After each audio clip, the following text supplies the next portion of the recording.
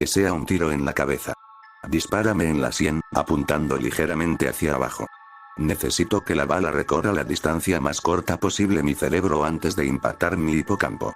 Con suerte, la sensación del disparo atravesándome el cráneo solo durará unas décadas. Aunque suene horrible, me harás un gran favor. Morir de un tiro en la cabeza, lo antes posible, es muchísimo mejor que la alternativa. Mi calvario comenzó hace más de 10.000 años, a las 10:15 de esta mañana.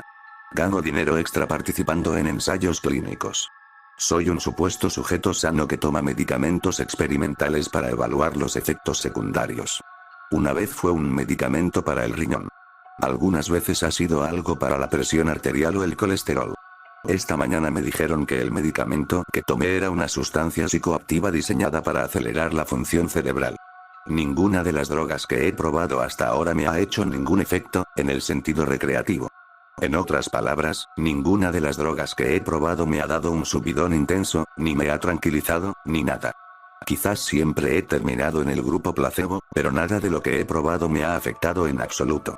El medicamento de hoy fue diferente. Esta mierda funcionó. Me dieron una pastilla a las 10:15 y me dijeron que esperara en la sala de espera hasta que me llamaran para unas pruebas. Solo unos 30 minutos, me dijo el asistente de investigación. Me dejé caer en el sofá de la sala de espera y leí algunos artículos de un ejemplar de Psychology Today que estaba en la mesita del centro. No me habían llamado cuando terminé de leer Psychology Today, así que cogí un US News y lo leí de cabo a rabo. Luego leí un viejo Scientific American. ¿Por qué tardaban tanto? Giré la cabeza lentamente para mirar el reloj de pared. Eran solo las 10:23. Había leído las 3 revistas en 8 minutos. Recuerdo que pensé que iba a ser un día largo. Y tenía razón. La sala de espera tenía una pequeña estantería con algunos libros de tapa dura usados. Cuando me levanté para acercarme, sentí que mis piernas apenas funcionaban. No es que estuvieran débiles. Simplemente eran lentas. Tardé un minuto entero en levantarme del sofá y otro minuto en dar 2 pasos hacia la estantería. Revisé los libros viejos del estante y escogí un ejemplar de Moby Dick. Mis brazos tenían los mismos problemas que mis piernas. Tan solo estirar un pie para agarrar el libro me llevaba mucho tiempo. De hecho, me aburría esperar a que mi mano alcanzara el lomo. Me arrastré de vuelta al sofá y me desplomé en una caída lenta que me recordó los saltos de los astronautas en la luna. Abrí Moby Dick, lentamente, y empecé a leer. Empecé con Llámame Ismael y llegué hasta App tirando su pipa al mar, que fue hasta el puñetero capítulo 30, antes de que me llamaran. ¿Cómo te sientes?, me preguntó el asistente de investigación. Me siento lento, dije. En realidad, es al revés. Todo parece lento porque tú eres muy rápido. Pero mis piernas, mis brazos, se mueven a cámara lenta. Parece que tu cuerpo se mueve despacio porque tu cerebro es rápido. Tu cerebro funciona 10 o 20 veces más rápido de lo normal. Piensas y percibes la realidad a un ritmo acelerado. Pero tu cuerpo aún está limitado por las leyes de la biomecánica. Francamente, te mueves mucho más rápido que una persona normal, hizo una pantomima de trote. Pero tu cerebro funciona mucho más rápido ahora mismo, que incluso tu paso rápido te parece muy lento. Pensé en mi caída a cámara lenta en el sofá de la sala de espera. Aunque mis músculos se hubieran ralentizado, mi cuerpo seguiría reaccionando a la gravedad de la misma manera. Pero en la sala de espera, incluso caí a cámara lenta. La lentitud de mis músculos no podía explicar por qué la gravedad parecía más débil. Mi cerebro iba a toda velocidad. Así fue como logré leer 3 revistas y los primeros 30 capítulos de Moby Dick en 15 minutos. Me hicieron una serie de pruebas. Las pruebas físicas fueron divertidas. Me hicieron hacer malabarismos con 3 pelotas. Luego con 4. Luego con 6. No tuve ningún problema en mantener 6 pelotas en el aire porque parecían moverse muy despacio. Era aburrido, francamente, esperar a que cada pelota completara su arco para poder atraparla, con mis manos lentas, y lanzarla de vuelta al aire. Lanzaron Cheerios al aire y yo los atrapé con palillos. Dejaron caer un puñado de monedas y conté el valor total antes de que tocaran el suelo. Las pruebas cognitivas fueron menos divertidas, pero muy reveladoras. Completar una sopa de letras de 50 palabras, 3 segundos. Resolver un intrincado laberinto dibujado en un papel tamaño póster, 2 segundos. Ver una presentación de diapositivas proyectada a 10 imágenes por segundo y responder preguntas detalladas sobre lo que vi, 95% de respuestas correctas. Me dijeron que mi peso en la escala Knopf superaba los 250. Al parecer, eso está muy por encima del rango sobrehumano de velocidad de pensamiento. Luego me mandaron a casa. Se te pasará en unas horas, dijeron. ¿Qué te parecerán días? Intenta aprovechar los efectos residuales para trabajar. Ponte al día con los correos del trabajo mientras aún estás en modo de alta velocidad. El viaje a casa fue horrible. Solo fueron 3 paradas de metro, y en tiempo real, solo tardé unos 35 minutos. Pero en mi hipertiempo acelerado por las drogas, me parecieron días. Días. Tan solo salir de la sala de investigación médica hasta el ascensor me pareció una hora. Salí corriendo de la oficina, deseando que mis piernas me impulsaran más rápido. Pero las leyes de la biomecánica me tenían prisionero. Por muy acelerado que estuviera mi cerebro, no podía hacer nada para que mis piernas trabajaran más rápido. La enorme desconexión entre mi cuerpo y mi mente me dificultaba enormemente calcular cómo y cuándo frenar, girar o rotar el cuerpo. Me había convertido en un completo desastre a cámara lenta. Calculé mal la velocidad y me estrellé contra la pared junto al botón del ascensor a una velocidad considerable. Aunque veía la pared venir hacia mí, no logré que mi dedo, extendido para presionar el botón del ascensor, se alejara lo suficientemente rápido y lo golpeé contra la pared. Fuerte. El dolor era intenso. Si mi cerebro hubiera estado funcionando a velocidad normal, probablemente solo me habría dolido durante unos 30 segundos. Pero en mi estado acelerado, el intenso dolor pareció durar media hora. 45 minutos, quizás. El viaje en ascensor fue horrible. Me sentí como si hubiera pasado 4 o 5 horas bajando 7 pisos, sin nada que ver excepto el interior de la cabina.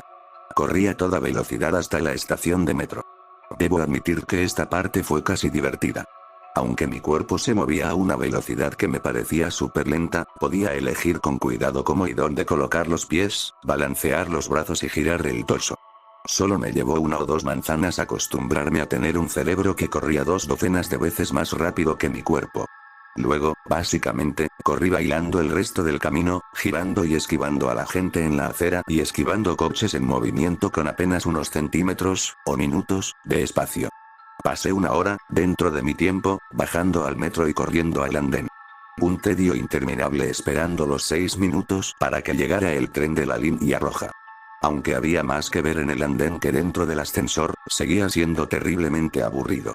Debería haber robado ese ejemplar de Moby Dick. El tren de la línea roja entró rugiendo en la estación a cámara lenta. Mi mente acelerada transformó el chirrido de los frenos, normalmente agudo, en un tono largo y grave, como un solo monótono de tuba. No era solo el chirrido del metro, que sonaba 3 octavas más bajo de lo normal. Todo el sonido se ralentizó hasta ser casi inaudible. Las voces habían desaparecido, desplazadas por debajo del umbral de mi audición. Logré oír a un bebé llorando en mi vagón. Sus gritos se ralentizaron hasta parecer cantos de ballena. Los sonidos agudos, como bocinas de coches y camiones rebotando sobre baches, eran rugidos bajos y turbios, como truenos lejanos. De vuelta en las oficinas de investigación, aún podía oír y comunicarme con el personal. Pero ahora la comunicación verbal sería imposible. Los efectos de la droga seguían intensificándose. Pasé lo que parecieron días en ese maldito tren de la línea roja. Días. Escuchando el canto de ballena del bebé que lloraba y el solo de tuba en los frenos. Donde las voces comunes se desplazaban de frecuencia fuera de mi rango auditivo, los olores no parecían verse afectados. Nunca me cegué al olor corporal, al hedor de los frenos del tren, ni a la mezcla de gases y otros olores que flotaban en el vagón del metro. Por fin volví a mi apartamento. Correr a toda velocidad por la puerta abierta y llegar al recibidor fue como un paseo lento y relajante por un río tranquilo. Me sentí aliviado de estar en casa. Al menos tenía cosas que hacer allí.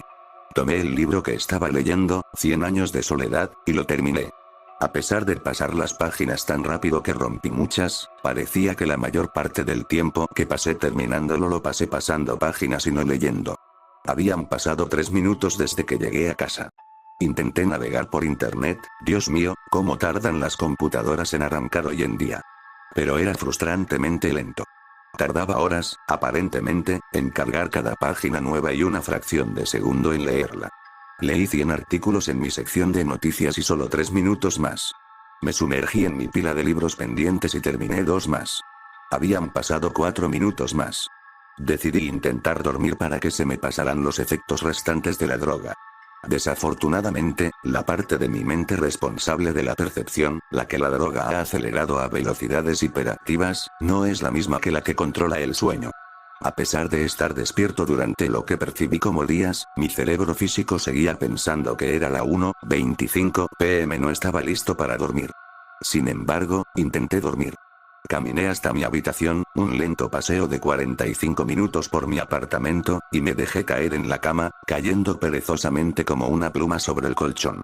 Cerré los ojos y me quedé allí tumbado durante horas y horas, 10 minutos de realidad, antes de rendirme. No podía dormir. Me enfrentaba a lo que iban a parecer días, o incluso semanas, atrapado en una prisión a cámara lenta. Así que tomé un Ambien. La sensación de la pastilla y el agua que usaba para tragarla deslizándose por mi garganta era repugnante. Un nudo que me impedía respirar, moviéndose como una babosa por el esófago. Leí un libro. Habían pasado 10 minutos. Leí otro. 18 minutos desde que tomé el Ambien. Tiré el libro al otro lado de la habitación, disgustado por mi situación. El libro giró lentamente y dio vueltas en el aire, como una hoja al viento. Golpeó la pared con un ruido sordo y prolongado, el único sonido que oí durante lo que parecieron horas, y luego se deslizó al suelo como una chancla hundiéndose en una piscina. La fuerza de la gravedad no había cambiado desde que tomé la pastilla. Las leyes de la física eran las mismas. Solo mi percepción del tiempo se había descontrolado. Esto significaba que podía usar la velocidad a la que las cosas parecían caer para juzgar los efectos de la droga. Basándome en el tiempo que tardó el libro en caer al suelo, calculé que los efectos seguían intensificándose. Leí una revista. Encendí la televisión. Veía claramente cada fotograma del vídeo como si estuviera viendo una presentación. Frustrado, apagué la televisión. Leí un poco más. Los 2 primeros libros de historia de los pueblos de habla inglesa de Churchill. No fue precisamente una lectura ligera. Francamente, la odié. Pero dadas las horas de tedio que me llevaría a sacar otro libro de la estantería, simplemente sentarme en el sofá a leer Churchill era mejor. O al menos menos peor. Habían pasado 35 minutos desde que tomé el Ambien. Me tumbé en el sofá y cerré los ojos. Pasó el tiempo. Inhalé, un proceso que duró horas.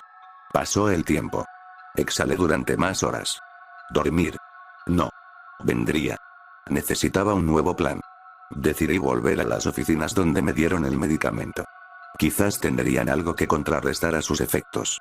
O al menos algo que me dejara inconsciente hasta que se me pasara el efecto. Salí de mi apartamento lo más rápido posible. Me tomó horas hacerlo.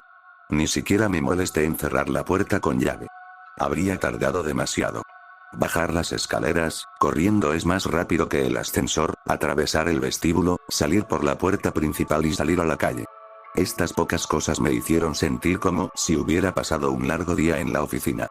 Corriendo por la calle, bailando y sorteando a los peatones con lo que debió parecerles una destreza sobrehumana. Bajando el primer tramo de escaleras del metro. Cruzando el rellano. Otra hora. Luego, subiendo el segundo tramo de escaleras.